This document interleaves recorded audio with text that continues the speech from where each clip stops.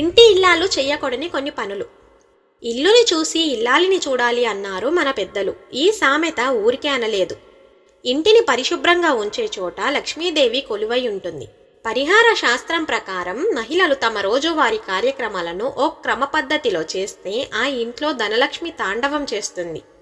పూర్వకాలంలో జనాలు కొన్ని నియమాలు పాటించేవారు. వాటి వల్ల ఆరోగ్యముగా ఉండేవారు. వారు అనుసరించిన కొన్ని పద్ధతులు ఇప్పటికీ మనం పాటిస్తున్నాం. ఒక ఇల్లు బాగుండాలన్నా ఆ ఇంట్లో వారు ఎదుగుదలకై ఆ ఇంటి ఇల్లాలి తీరు మూల కారణమని చెప్తుంటారు. మహిళలు ఎప్పటికీ చేయకూడని పనులు, మరి అవేంటో మనం ఇప్పుడు తెలుసుకుందాం. సూర్యోదయం కాకముందే స్త్రీలు ఇంటిని శుభ్రం చేయాలి. బారెడు పొద్దెక్కిన తర్వాత లేచి శుభ్రం చేస్తే ఆ ఇంటిని దరిద్రలక్ష్మి వెంటాడుతుంది. ఇంట్లో తలపెట్టిన మంచి పనులు ఏమైనా శుక్లపక్షంలోనే చెయ్యాలి. అంటే అమావాస్య నుండి పౌర్ణమి వరకే చేయవలను. బహుళ పక్షంలో చేయకూడదని చెబుతుంటారు పండితులు. ఆడవారు ఎప్పుడు దిండ్లపై కూర్చోకూడదు. ఆడవారనే కాదు, ఇంట్లో ఎవ్వరు కూడా అలా దిండు మీద కూర్చోకూడదు. ఇంట్లోని మగవారు మంగళవారం నాడు క్షవరం చేసుకోవడం, గడ్డం గీసుకోవడం వంటివి చేయకూడదు. అలా చేస్తే దరిద్రమని చెప్తుంటారు. కాబట్టి ఇంట్లో మగవారు ఇలా చెయ్యకుండా చూసుకోవాల్సిన బాధ్యత ఇల్లాలిదే. చాలామంది రాత్రి సమయమున గాజులు, కమ్మలు తీస్తుంటారు, కానీ అలా తీయరాదు. ఇంట్లో ఏదైనా బాధాకర సంఘటన జరిగినప్పుడు పలకరించడానికి వచ్చిన వారికి ఎదురెళ్ళి ఆహ్వానించకూడదు. అలా చేస్తే ఎదురెళ్ళి అశుభాలను ఆహ్వానించినట్లవుతుంది.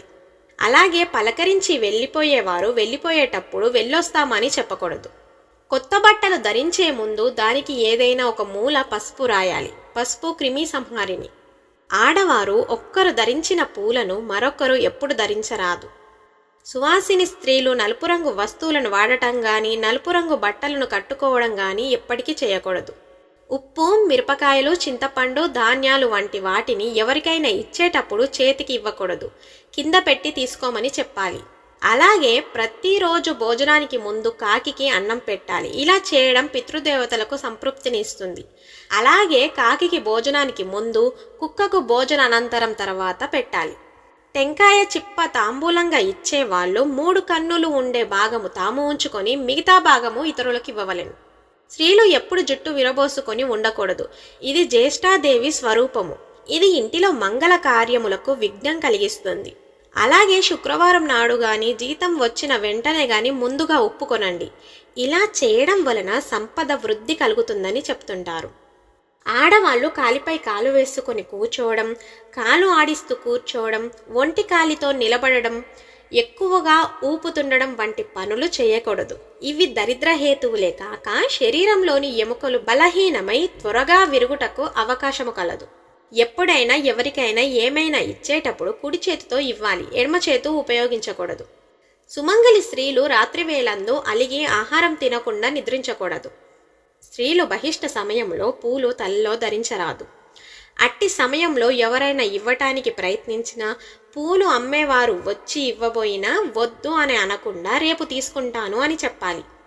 ఇంట్లో శ్రద్ధ దినాలు ఉంటే శార్దము ముగిసే వరకు ముగ్గు వేయకూడదు. శ్రద్ధానంతరం ముగ్గు వేయాలి.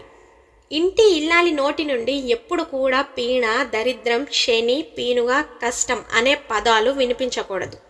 ఇంటిలో దుమ్ము, ధూళి, సాలెగుళ్ళు దరిద్రహేతువులు. కాబట్టి ఇంటిని ఎప్పుడూ పరిశుభ్రంగా ఉంచుకోవాలి. ఉదయం నిద్రలేచిన వెంటనే తమ నుదుటిపై బొట్టు ఉండేలా చూసుకోవాలి. ముఖం కడుక్కోకుండా, పళ్ళు తోమకుండా వంటగది, పూజ గదిలోకి వెళ్ళకూడదు. ఉదయం నిద్రలేవగానే మీ ముఖాన్ని అద్దంలో అస్సలు చూసుకోకూడదు.